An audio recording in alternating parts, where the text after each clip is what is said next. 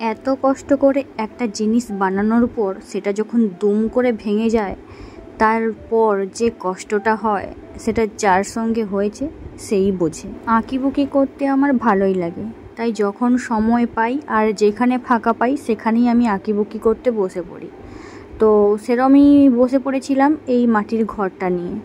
বেশ কিছুদিন আগে এই মাটির ঘরটার ওপর আমি এঁকেছিলাম, আর এঁকে আমি এটা সুন্দর করে সাজিয়ে রেখেছিলাম, কিন্তু দুর্ভাগ্যবশত ঘরটা আর ঘর নেই। বনুর হাত লেগে পড়ে গিয়ে এটা ভেঙে একদম টুকরো টুকরো হয়ে গেছে। কিন্তু ভিডিওটা মানে এইটা যখন এঁকেছিলাম সেই ভিডিওটা এখনও পর্যন্ত আস্ত আছে, গোটা আছে, তাই এই ভিডিওটা তোমাদের সঙ্গে আরেকবার শেয়ার করছি। তোমরা জানিও এই ঘটের ডিজাইনটা তোমাদের কেমন লেগেছে। দুঃখের কথা তো অনেক বলেই ফেললাম, চলো এবার ঘরটা নিয়ে কিছু বলি। ঘরটা সম্বন্ধে ডিটেলসে আসা যাক।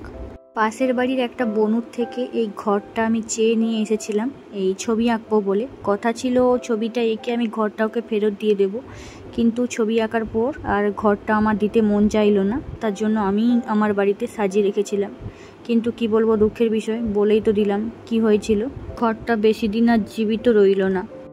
যে কোনো মাটির জিনিসের ওপর পেন্টিং করার আগে এগুলোকে ভালো করে ভিজিয়ে নিতে হয়, ভিজিয়ে নিলে রঙটা কম খায়। ঘরটাকে প্রথমে আমি ভালো করে জল দিয়ে ভিজিয়ে নিয়েছিলাম, আর তারপরে আমি এটাকে কালার করেছি। এখানে আমি মেরুন কালার করেছি, তোমরা চাইলে যে কোনো তোমাদের পছন্দ মতো কালার করতে পারো, কিন্তু আমার এই মাটির জিনিসপত্রের কালারটা না একটু মেরুন মেরুন টাইপের থাকলে বেশি ভালো লাগে, তাই আমি এখানে মেরুন কালার করেছি। যদি তোমাদের কাছে মেরুন কালার না থাকে তাহলে লাল কালার আর ব্রাউন কালার এই দুটো কালারকে মিশিয়ে তোমরা মেরুন কালার করে নিতে পারো, যেটা আমি করেছি। আর এটা করার পরে এখানে আমি সাদা ফেব্রিক দিয়ে কলকা করেছি। আমার মাথা থেকে যেসব ডিজাইনের আইডিয়া বেরিয়েছিল সেগুলোই আমি এই ঘটের মধ্যে দেওয়ার চেষ্টা করেছি, আর পুরো ঘরটাতেই আমি করেছি কলকা। আর এটা করার পরে আমি এখানে কলকার উপরে হলুদ কালার দিয়ে হাইলাইট করেছি। তোমরা পুরো ভিডিওটা দেখলেই বুঝতে পারবে। ভিডিওটা শেষ পর্যন্ত দেখার অনুরোধ রইল। যদি ভালো লাগে তাহলে তোমরা লাইক করতে পারো, কমেন্টস করতে পারো, চাইলে শেয়ার করতে পারো।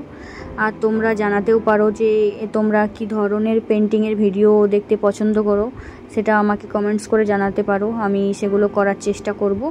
ইউটিউব থেকে দেখে থাকলে চ্যানেলটাকে সাবস্ক্রাইব করে নিও, ফেসবুক থেকে দেখে থাকলে ফেসবুকে ফলো করে নিও। তো বাকিটা দেখতে থাকো।